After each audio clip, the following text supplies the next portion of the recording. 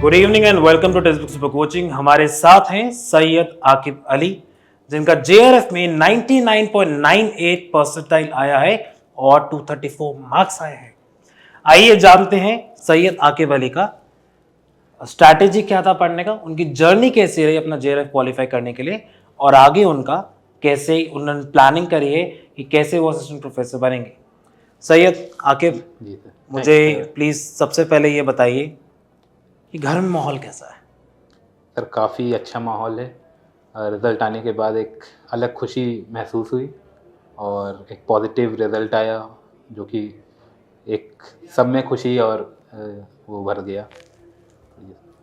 एक time duration of study भी काफ़ी इम्पोर्टेंट रहता है जी सर। कि कितना आपने टाइम से आप तैयारी कर रहे हैं जी सर। और तब जाके आपने क्वालिफाई किया जेआरएफ। तो अपनी जर्नी के बारे में बताइए, कब से आपने पढ़ना शुरू किया इसके लिए। सर ये मेरा सेकेंड अटेम्प्ट था और फर्स्ट अटेम्प्ट में नेट क्वालिफाइड था। 2 क्वेश्चन से मेरा जेआरएफ रह गया था।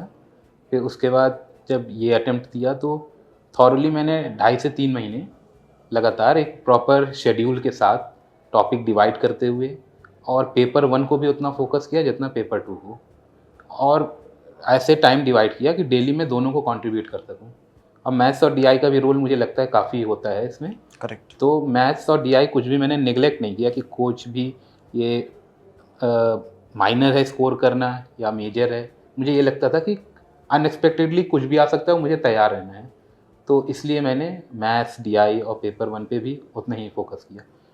वो फीलिंग आ रही है हवा में उड़ने वाली बिल्कुल सर, महसूस हो रही है कि जेआरएफ क्वालिफाई आपने किया है इतने जी। अच्छे परसेंटाइल से, 99.98 परसेंटाइल, जी सर। 234 मार्क्स।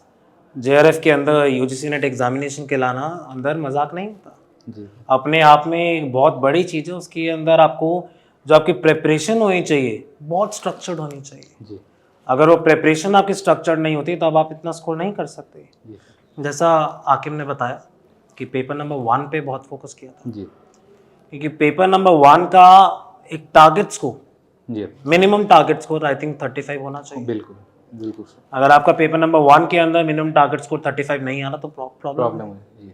पेपर नंबर 1 के लिए कौन कौन से टॉपिक्स पे आपने ज़्यादा फोकस किया था।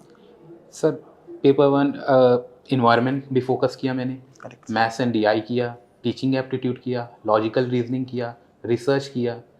तो मुझे लग रहा था जहाँ जहाँ मैं एज ले सकता, जैसे जो जो पोर्शन मेरे अच्छे थे, लॉजिकल रीजनिंग काफ़ी पढ़ा, उसके टॉपिक्स पढ़े, और फिर मैथ्स तो मैं आपको बताया डीआई मैथ्स सॉल्व कर रहा था। फिर आरसी आता है, रीडिंग कॉम्प्रीहेंशन, तो उसके लिए मैं ऑनलाइन पेपर था तो मैंने कुछ ऑनलाइन रीडिंग्स की हैबिट डाली कि स्क्रीन पे मुझे दिक्कत ना हो।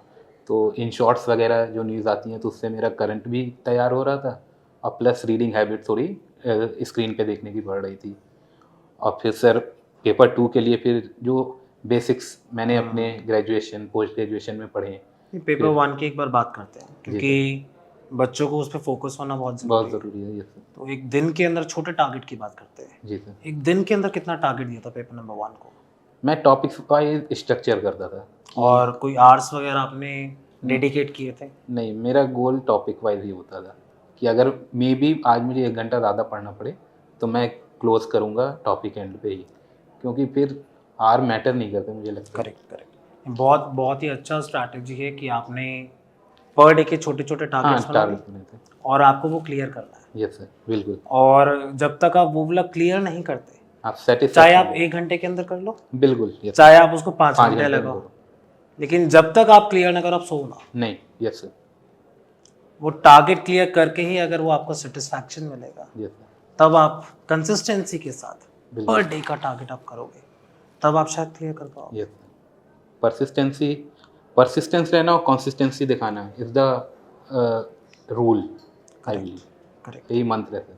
पेपर नंबर 2 में भी सेम चीज, concept paper number same 2, targets. Yes sir, उस पे ये था कि सब मैंने बुक्स जो स्टैंडर्ड बुक्स होती हैं लॉ की, वो तो मैंने पढ़ी हुई थी, पर आप इस एग्ज़ाम के लिए मतलब पूरा नोट्स तो आप बना नहीं सकते, आपको शॉर्ट एंड कॉन्साइज बनाना पड़ेगा। बिल्कुल बिल्कुल। आपको पीवाईक्यूज़ ऑब्जर्व करने पड़ेंगे, कैसे पूछे जा रहे हैं, कहाँ फोकस करना है, एरिया ऑफ फोकस कहाँ होगा, फिर वो चॉक आउट करने हैं।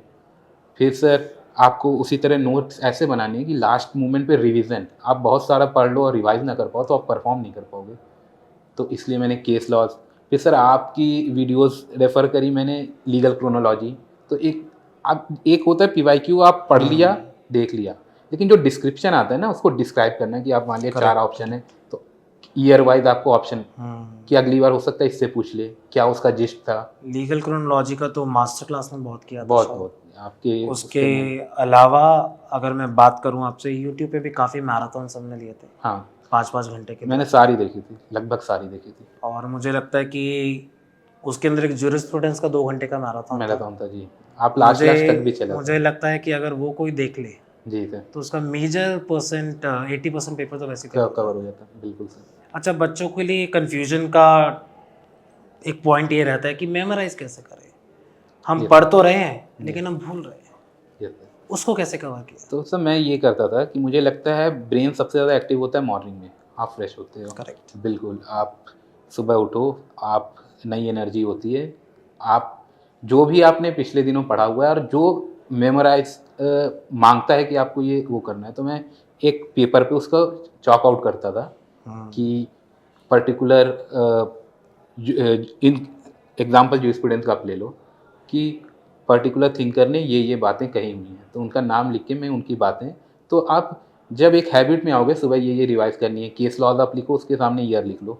आप सुबह उठो, मान लिया आपने इकट्ठा कर लिए 20 केस लॉज हो गए, 25 हो गए, फिर आप खुद पेपर पे ही उसको क्रोनोलॉजी में अरेंज कर लो, तो आपके एक सबकॉन्शियस माइंड में वो फ्रेम हो जाता है कि इसके बाद ये केस, इसके बाद ये केस, तो आपको ऑप्शन से में भी भले ही ईयर थोड़ा आप भूलो पर ऑप्शन आप मैनेज कर लोगे। जो बच्चा फंसता है ना, वो वहाँ फंसता है कि वो रटने की तरफ चला जाता है, मेमोराइज नहीं कर पाता।